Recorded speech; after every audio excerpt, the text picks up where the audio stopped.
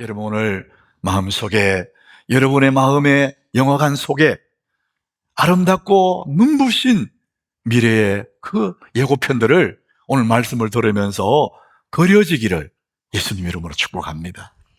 그럴 때 우리 얼굴이 환해지겠죠. 왜냐하면 멋진 예고편을 가슴에 품고 있으니까.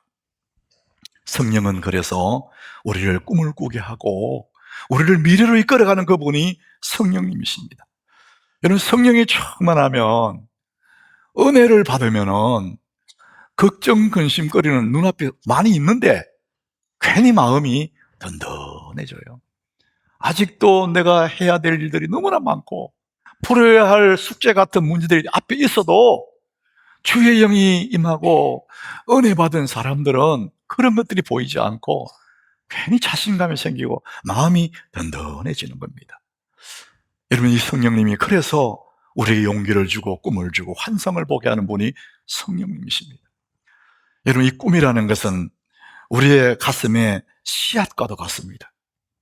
여러분 모든 큰 나무들은 작은 씨앗을 시작하잖아요. 여러분 삶의 모든 큰 나무들, 내 삶의 모든 이슈들은 내 속에 품고 있는 이 꿈이라는 씨앗에서 시작이 되는 것입니다. 멋진 인생 예고편을 생각해 보라.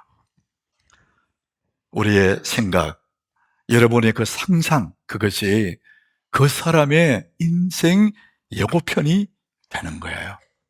자, 인생 예고편. 오늘 우리 함께 읽었던 이 본문에 두 사람이 나옵니다. 롯과 아브라함입니다. 자, 우리는 이 짧은 구절이지만은 이 말씀을 통해서 우리 이 두 사람의 인생 예고편을 우리가 엿볼 수가 있어요. 자, 먼저 롯이라는 사람의 인생 예고편을 여러분 한번 엿볼 수가 있습니다. 자, 오늘 13장 10절인데 이제 롯이 이제 눈을 들어 요단을 바라봅니다. 이 앞쪽의 배경은 뭐냐? 아브라함의 조카 롯과 아브라함이 함께 살았는데 점점 자기의 가축들이 늘어나요. 그러다 보니까 이 롯의 가축과 아브라함의 가축을 함께 먹일 수 있는 곳이 잘 없어져요. 부자가 되는 건 좋은데 이제는 함께 살 수가 없어요. 목자들끼리 막 싸우고. 그래서 아브라함이 제안을 한 겁니다. 우리 이제 서로 좋은 땅을 차지하고 살자. 자, 그래서 자기가 살 땅을 롯이 이제 차지합니다. 그래서 롯이 이에 눈을 들어서 자기가 앞으로 살아갈 땅을 바라보는 거예요. 요단 지역을 바라보니까 소알까지 온 땅에 물이 넉넉하다. 여러분 팔레스타인의 그 당시에 농경사회인데 물이 넉넉하다는 그 말은 굉장히 좋은 땅이잖아요.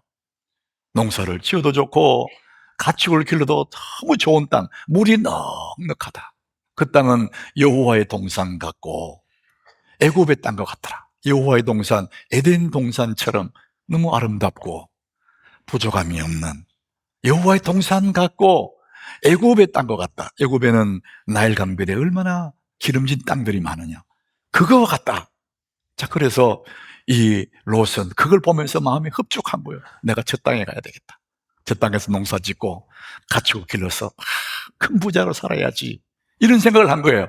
근데 성경에 보니까 여호와께서 소돔과 고모라를 멸하시기 전이었으므로 그 땅이 바로 멸망받을 땅인데도 아직은 그때가 아니기 때문에 겉으로 보기 너무나 좋았다. 그런데 그것도 모르고 롯은 그 땅을 선택합니다. 눈에 보이는 대로 선택해요. 여러분 그 땅에 가서 농사 많이 짓고 양떼들 소떼들이 늘어나고 부자가 되는 것은 아무 문제가 없어요. 부자가 잘못된 게 아니에요. 문제는 뭐냐면은 잘못된 재물관, 재물에 대한 잘못된 태도가 문제죠. 이 롯은 눈에 보이는 대로 상당히 이기적인 사람입니다. 내게 이익되는 쪽으로, 그쪽으로 따라갑니다. 그래서 장차 멸망할 땅인지도 모르고 우선 눈에 보이기 좋은 땅이니까 그 땅을 선택해요. 근데 우리는 아는 대로 이 롯에게 있어서 복은 그 땅이 복이 아니고 삼촌 아브라함 곁에 머물러 있어야 복을 받는 거예요. 삼촌 곁에 있는 것이 자기의 더 복입니다. 그런데 그것보다는 눈에 보이는 그 땅을 선택해서 떠납니다. 굉장히 이해타산이 밝은 사람, 현실적인 그런 사람입니다. 그래서 이제 그 땅으로 가요. 거기서 살아요. 우리는 이미 알고 있어요. 그 땅에서 농사도 짓고 가축도 기르고 큰 부자가 됐을 거예요. 그런데 부자는 됐는데 마음이 편하지가 않아요. 늘 마음이 불안한 겁니다. 우리가 그럴 때가 있잖아요. 모든 게 괜찮은데 괜히 마음이 평안이 없는 거예요. 이게 잘못되면 어떡하지? 잘못되면 어떡하지? 이 불안이 있는 겁니다. 롯이 지금 부자로 살면서도 맛있는 음식을 먹으면서도 좋은 옷을 입고 있으면서도 마음이 평안이 없습니다. 불안합니다. 왜 그렇습니까? 이 불안의 출처가 어디에 있습니까? 시편 42장 5절에 이 불안의 출처를 얘기합니다. 우리 같이 한번 읽어보겠습니다. 내 영혼아, 네가 어찌하여 낙심하며 어찌하여 내 속에서 불안해하는가? 너는 하나님께 소망을 두라. 그가 나타나 도우심으로 말미암아 내가 여전히 찬송하리로다. 하나님께 소망을 두라 그랬는데 소망이 아닌 것에 소망을 두니까 불안한 거예요. 왜 우리가 낙심하고 불안하냐? 소망이 아닌데 거기에 소망을 두니까 맛있는 거 먹으면서도 괜찮은데도 마음은 평안이 없어요. 왜? 소망이 아닌데 소망을 뒀거든요. 너는 하나님께 소망을 두라. 그를 바라보면 찬송할 수 있다. 따라합시다. 너는 하나님께 소망을 두라.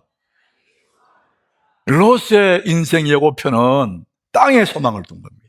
눈에 보이는 게 소망을 둔. 그러니까 마음이 불안합니다. 여러분들은 지금 어디에 소망을 두고 사십니까? 소망이 아닌 곳에 소망을 두면 불안하고 낙심이 됩니다. 반대로 아브라함은 지금 그의 인생 예고편이 어떻게 되느냐?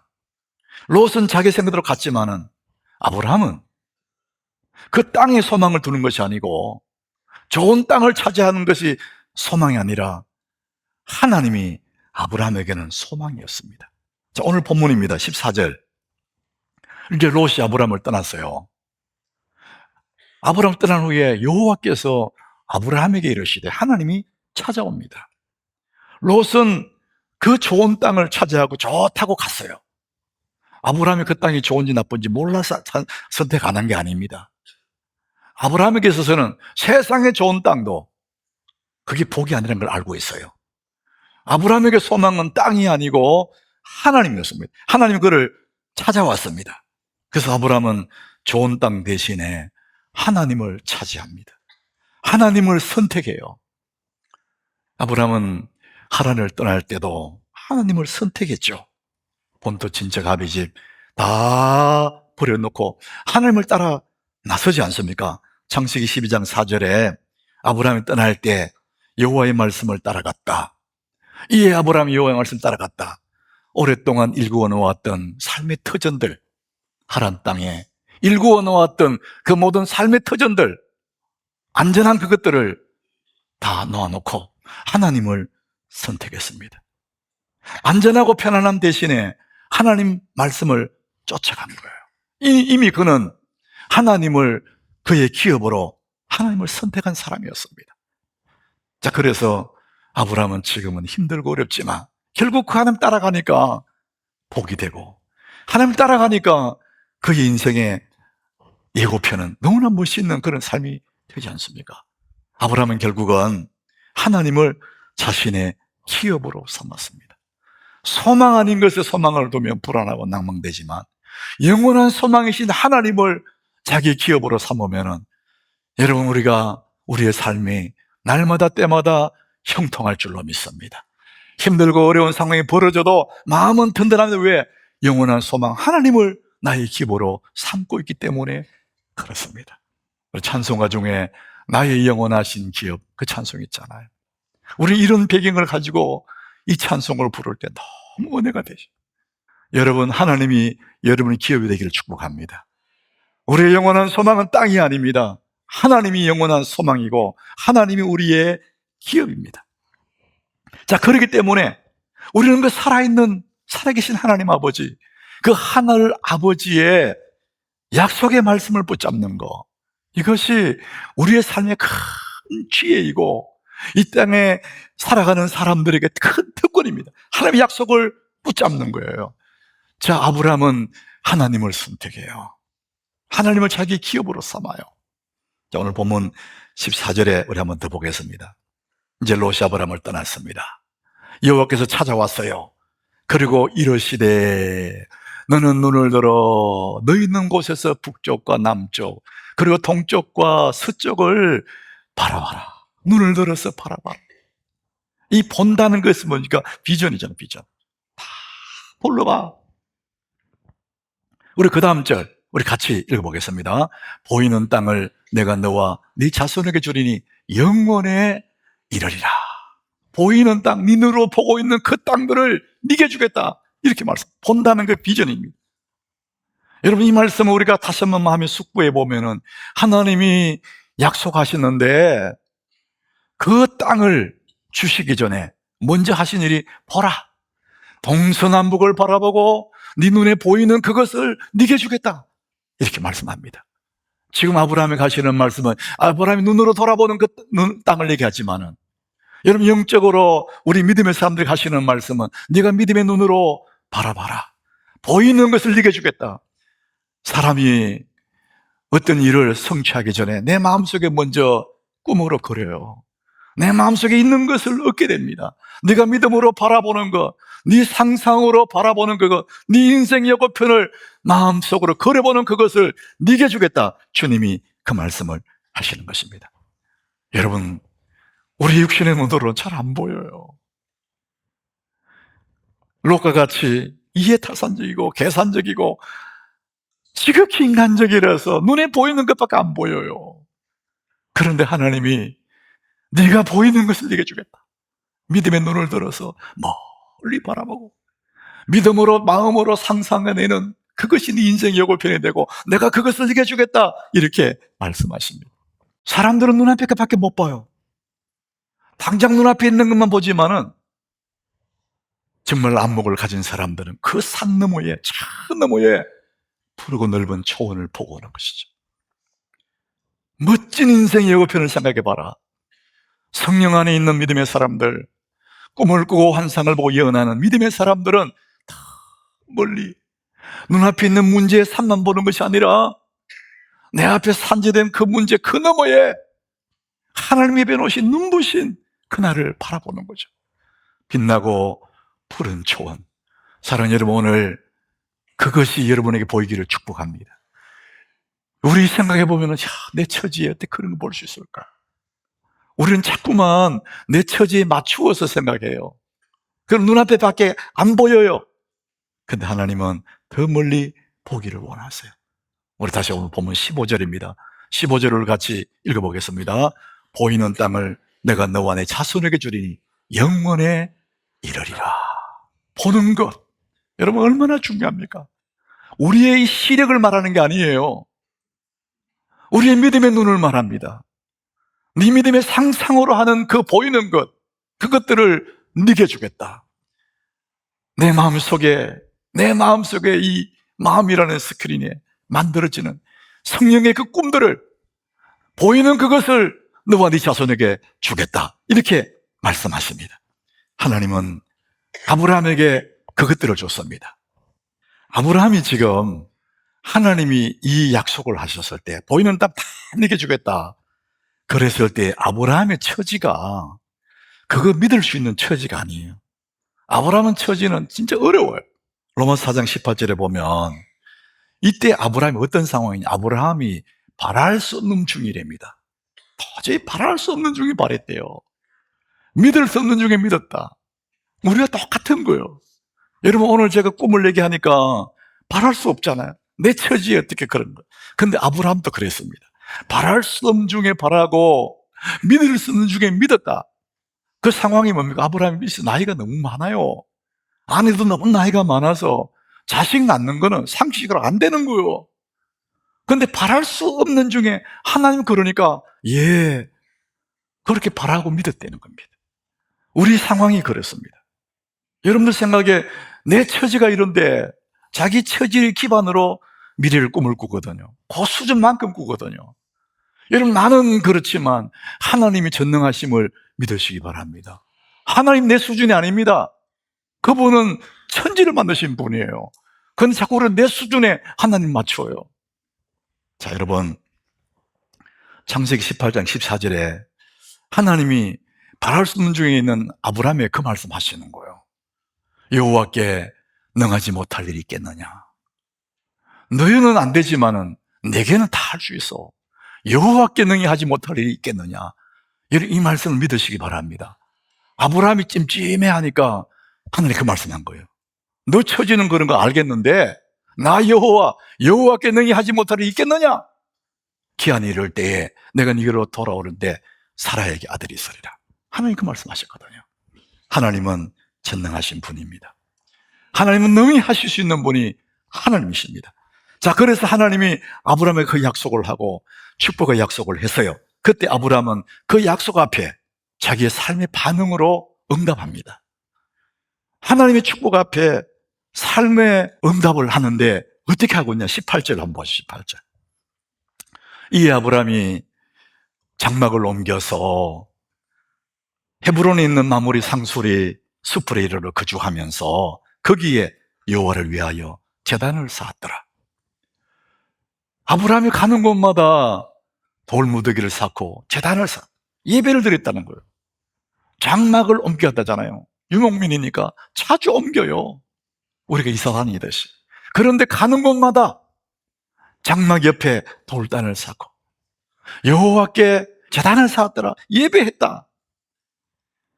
아브라함은 하나님의 약속 앞에 자신의 삶의 반응을 뭐로 했느냐? 예배로 반응을 한 겁니다.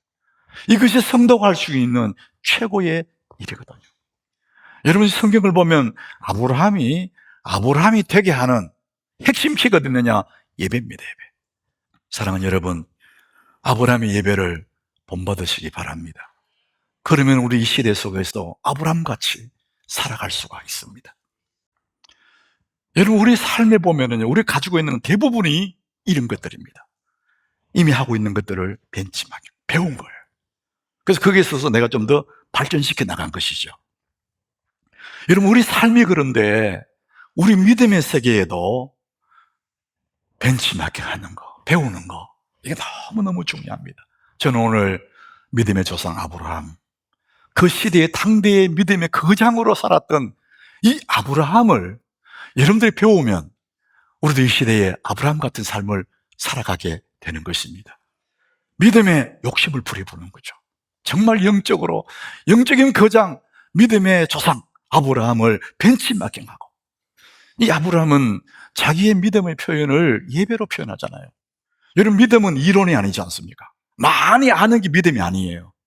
우리의 삶에 옮겨서 믿음을 표현하는 그것이 예배거든요. 아브라함은 예배를 통해서 아브라함이 되어간 것이죠. 사랑하는 여러분, 여러분들이 한번 아브라함을 벤치마킹 해보시기 바랍니다. 그 믿음의 삶을 따라가게 되면 하나님 뭐라고 하느냐, 성경이 이렇게 말합니다. 갈라디아서 3장 9절에 우리 같이 읽어보겠습니다. 그러므로 믿음으로 말미암은 자는 믿음이 있는 아브라함과 함께 복을 받느니라. 아브라함은 아브라함이고 나는 나고 그게 아닙니다. 이 시대의 영적으로 믿음의 사람들은 아브라함과 함께 복을 받느니라. 이 세상, 이 시대에 살면서도 이 시대의 아브라함 같은 그런 복을 누리면서 형통한 내 인생의 멋진 예고편을 가슴에 걸어갈 수 있는 비결이 뭔지, 아브라함의 예배를 본받는 거예요. 이게 우리의 삶의 중요한 모습입니다. 제가 오늘 슬라이드를 하나 이렇게 보여드릴게요. 2개를 보여드릴 텐데, 여러분, 이 그림, 이게 동전이거든요. 영국 화폐 파운드라는 동전이에요. 이게 이제 2파운드짜리인데 우리나라 돈으로 한 3,000원 정도 되는 그냥 동전이에요, 동전. 근데 동전 옆면에 아주 잘게 글씨가 쓰여 있습니다. 저 글씨가 저거예요. Standing on the sword of giant. 거인의 어깨 위에 올라서서, 그런 글귀가 적혀 있다고 합니다. 이 글귀가 유래한 것이 만유인력의 법칙을 발견한 물리학 아버지 아이작 뉴턴이라는 사람이 이 말을 했다는 거예요. 여러분, 아이작 뉴턴, 대단히 유명한 사람이지 않습니까? 이 아이작이 이삭입니다, 이삭. 우리말로 이삭을 영어로 하면 아이작이거든요. 이 사람 이름이 아브라함의 아들인 거예요. 이 뉴턴이 그렇게 물리학의 아버지를 할 만큼 대단한 업적을 이루니까 당시의 사람들이 이 뉴턴을 부러워하면서 물어봤대요. 어떻게 당신은 그렇게 뛰어난 그런 일들을 할 수 있었습니까? 이렇게 물었더니 뉴턴이 얘기한 거예요. 그것은 제가 거인의 어깨 위에 서 있었기 때문입니다.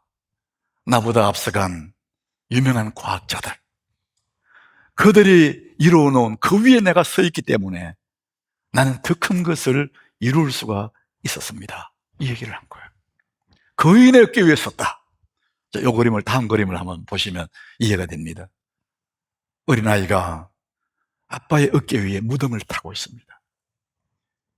이 꼬마가 땅에 있을 때는 앞에 밖에 안 보여요. 그런데 아버지의 어깨 위에 올라서니까 참 멀리까지 보이는 겁니다. 아빠의 어깨에 올라서 있는 이 아이에게 세상에 뭐가 두렵겠습니까? 아이를 어깨에 올려놓은 이 아빠의 마음은 이 아이보다 더 행복한 거예요. 여러분, 이것이 바로 하나님과 우리와의 관계를 말씀하는 겁니다. 하나님은 우리의 아빠, 아버지입니다. 나는 주님의 등에 올라타고 있는 그의 사랑스러운 아들이고 사랑스러운 딸입니다.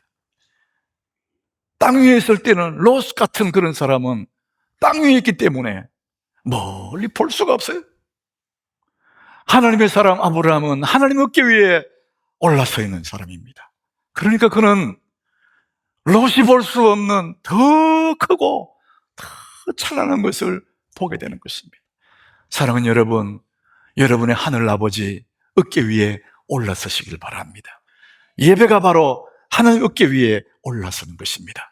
주의 말씀 위에 올라서는 것이 하나님의 어깨 위에 올라서는 것입니다.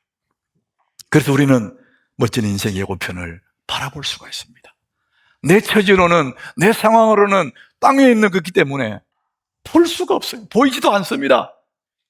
근데 믿음으로 하늘 아버지, 너무나 사모하는 우리 아버지의 어깨 위에 올라서면 그때는 정말 상상할 수 없는 가슴 뛰는 그런 일들을 우리는 바라볼 수가 있는 것이거든요.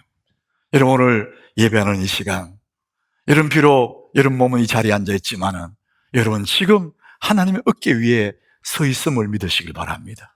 예배하는 이 시간 하나님은 온갖 생각으로 우리에게 꿈을 주시거든요. 나는 지금 하나님의 어깨 위에 서 있는 것입니다. 2025년 믿음의 눈으로 바라보는 것이죠. 내 마음의 영화관에 상상으로 주님 주시는 그것들을 바라볼 수 있죠. 하나님은 우리를 무등 태우시고 너무 기뻐하시고 나는 하나님의 어깨 위에서 꿈을 꾸고 감격하고 행복해하고, 여러분 이런 삶이 얼마나 멋진 인생입니까? 우리 오늘 본문 15절을 오늘 이 그림을 생각하면서 같이 읽습니다. 보이는 땅을 내가 내 자손에게 주리니 영원히 이르리라. 보이는 땅을 주시겠다. 여러분 믿음의 눈으로 바라보시길 바랍니다. 주님의 어깨 위에 서서 멀리 멀리 바라보십시오. 비록 우리 앞에 문제의 산들이 막고 있지만은 땅 아래에 서 있는 롯은 그거밖에 못 봤지만 주님의 어깨 위에 서면은 다 보입니다. 믿음의 눈으로 바라보면 세상이 아름답습니다. 믿음의 눈으로 바라보면 우리는 여전히 소망이 있습니다. 우리의 소망은 땅에 있는 것이 아니고 하나님 있기 때문에 그렇습니다. 여러분 소망의 눈으로 이 세상을 바라보시기를 바랍니다. 만약에 여러분들이 보이지 않는다, 도무지 안 보여요, 내일 새벽에 나오시기 바랍니다. 그러면 다 보입니다. 날마다 하나님의 어깨 위에 서서 주님의 어깨 위에 서서 나그네 인생길을 걸어갈 텐데 얼마나 멋있습니까? 얼마나 감사해. 여러분 이런 삶이 여러분의 삶이 되기를 예수 이름으로 축복합니다.